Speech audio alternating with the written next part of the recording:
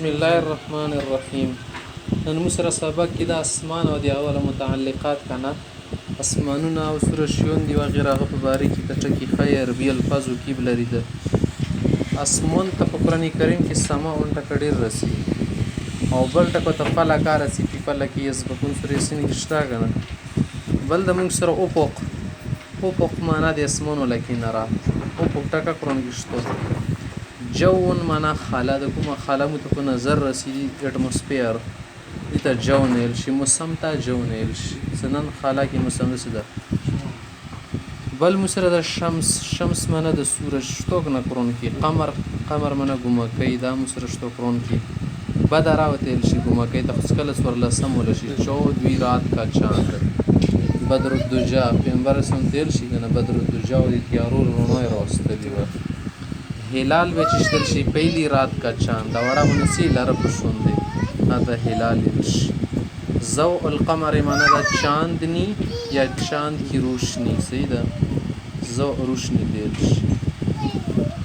کوكب یا نجم ستاره دیل شي. کوكب 11 کوكب قرآن کشتو نجم قرآن کشتو و نجم اذا هوا صورت تک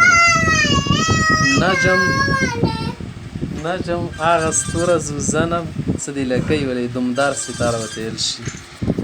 زوزنب معنا دی لکۍ ولا ستوره دمدار. شعاع معنا د کرن شعاع وتیل شي کنه.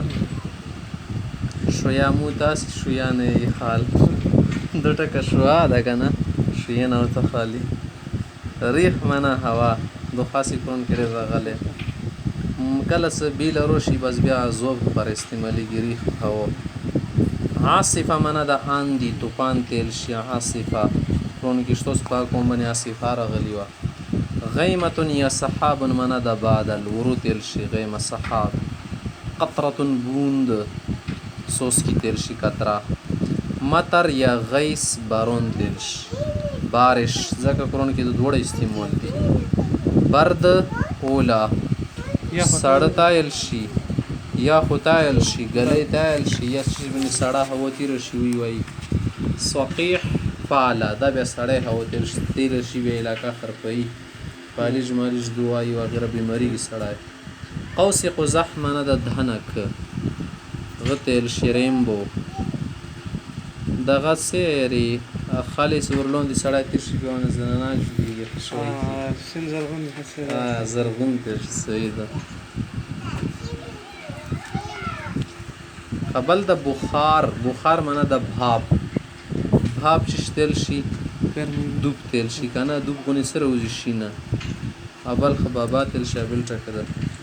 ذباب معنا د کوهر دون دغه تیل شي ګرد مارسو بیګا کوهر. طل من الشبنم سبیټم فرق تیل شي. ثلج یا جلید معنا د برف جلید درګه سره ثلج بس ډیرو تیل شي. برق معنا د بجلی دا آسمون کې پړګي کنه د نور بجلی ته نشي.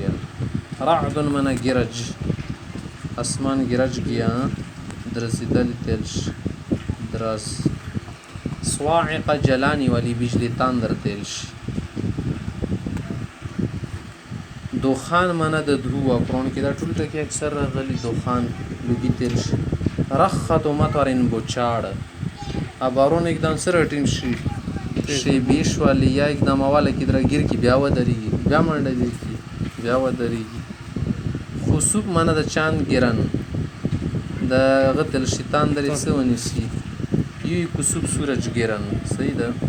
طلوع معنا د نکلنه طلوع آفتاب خالی کنه. غروب آفتاب معنا چوک نه پټېدل. نور معنا د روشنی. ظلمتون معنا د اندھیرا. دیمتون معنا د جړې مړې سی. لیلتون مقمرتون چاندنی رات غته چینر سی سپوږمۍ کی ورکی تیزی ترګمای سرګمای سپوږمای کښینو تل شي چون وی غتنی چوتنی هغه تل شي کنه سیر نن شتو درنی خاله ته پښتو کې ډیره خانه ما خلیستی لخي ټکه کنه. بلما منه د چود ویرات. بل د حرور منه د لو ګارمه هوا صحیح ده. و چلیږي کنه سترګې ونه سړی ویرانی